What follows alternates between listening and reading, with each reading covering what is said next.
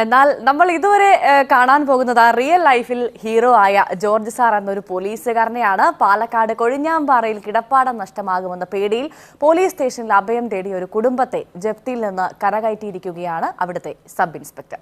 കാണാം നമുക്ക് ആ പോസിറ്റീവായ ജോർജ് സാറിനെ.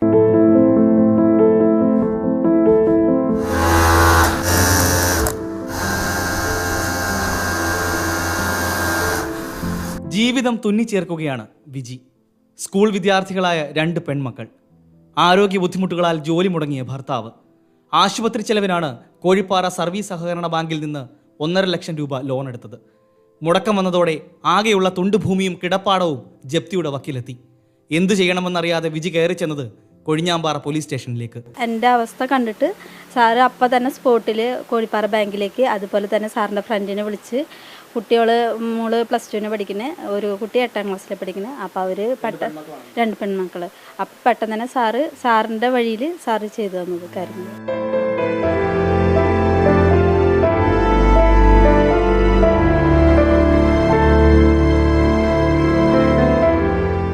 മോഹൻലാലിൻ്റെ ഹിറ്റ് സിനിമയായ തുടരുമിൽ ആളുകൾ എടുത്തിട്ട് പെരുമാറുന്ന ഒരാളെ കൊന്നത് ജോർജ് സാർ എന്ന പേരുള്ളൊരു പോലീസ് ഉദ്യോഗസ്ഥനായിരുന്നു. പക്ഷേ ഇവിടെ ആളുകളെ ചേർത്ത് നിർത്തുന്ന ഒരു ജോർജ് സാറാണ്.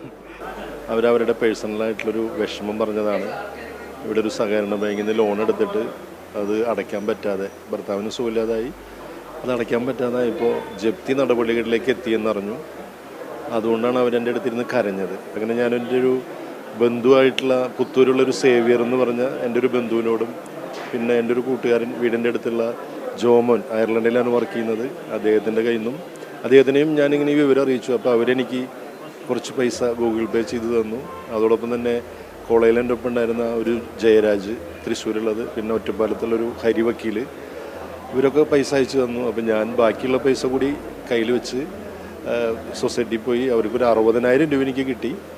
അത് ഞാൻ അവിടെ അടച്ചു. അങ്ങനെ അവർ ആ ജപ്തി നടപടി ഒഴിവാക്കുകയും ആ ലോൺ പുതുക്കി കൊടുക്കുകയും ചെയ്തു. ഇനി അവർക്ക് മാസം ഒരു 4,000 രൂപ അടച്ചാൽ മതിയാവും. നിസ്സഹായരായ കുടുംബം ജപ്തിയിൽ നിന്ന് കരകയറി. അതുകൊണ്ട് മാത്രമായില്ല, കുഞ്ഞുങ്ങൾക്ക് അടച്ചുറപ്പുള്ള വീട്ടിൽ കിടന്നുറങ്ങാൻ, നന്നായി പഠിക്കാൻ കൈത്താങ്ങ്. അപ്പം ഇങ്ങനെ വീടിൻ്റെ കാര്യവും എൻ്റെ അടുത്ത് പറഞ്ഞു. അപ്പം ഞാൻ ഇതേപോലെ തന്നെ ഒരു വേലായുധേട്ടനും ഇങ്ങനെ ഒരു വീടിൻ്റെ പ്രശ്നം ഉണ്ടായിരുന്നു. അങ്ങനെ നമ്മൾ ഈ ഒറ്റപ്പാലത്തിലൊരു CSM ട്രസ്റ്റ് ഉണ്ട്, അതിൽ പമ്പാവാസൻ സാറിനെ കോണ്ടാക്ട് ചെയ്തു. വിജി എന്ന് പറഞ്ഞ അവരുടെ വീട് അദ്ദേഹം ചെയ്തു കൊടുക്കാമെന്ന് സമ്മതിച്ചിട്ടുണ്ട്. അവരെന്നിട്ട് വന്നു, സാറ് കൂട്ടിയിട്ട് വന്നു, നമ്മുടെ ഫോമൊക്കെ ഫില്ലപ്പ് ചെയ്തു, കാര്യങ്ങളൊക്കെ അവർ നേരിട്ട് അറിഞ്ഞ് എല്ലാം ചെയ്തിട്ട് പോയി. അവർ പിന്നെ കുട്ടിയുടെ പഠിപ്പിൻ്റെ കാര്യം അവർ ചെയ്തു തരാൻ പറഞ്ഞിട്ടുണ്ട്. അതാണ് അതിലൊരു സന്തോഷം. നമ്മളതിലൊരു നിമിത്തമായി ഇങ്ങനെ ഈ പറയുന്ന കാര്യങ്ങളിൽ ഇങ്ങനത്തെ ചില സുമനസ്സുകളുണ്ട്. ജപ്തി ഒഴിവായെങ്കിലും ലോൺ ഇനിയും ബാക്കിയാണ്. പ്രതീക്ഷയോടെ പൊരുതുകയാണ് വിജിയും കുടുംബവും. കൂടെ ഉണ്ടാവുമെന്ന് ജോർജ് സാറും. ഒരു സിനിമാ ഡയലോഗുണ്ട്, സാധാരണക്കാരന് തൻ്റെ ജില്ലാ കോടതിയും ഹൈക്കോടതിയും സുപ്രീം കോടതിയും ഒക്കെ പോലീസ് സ്റ്റേഷനാണെന്ന്. താങ്ങാനല്ല, താങ്ങി നിർത്താനാണ് കേരള പോലീസ് എന്ന് തെളിയിക്കുകയാണ് ഇവിടെ കൊഴിഞ്ഞാമ്പാറ പോലീസ് സ്റ്റേഷനിലെ ഒരു ഉദ്യോഗസ്ഥൻ. കരുതലിൻ്റെ കരസ്പർശമാവുകയാണ് കാക്കി.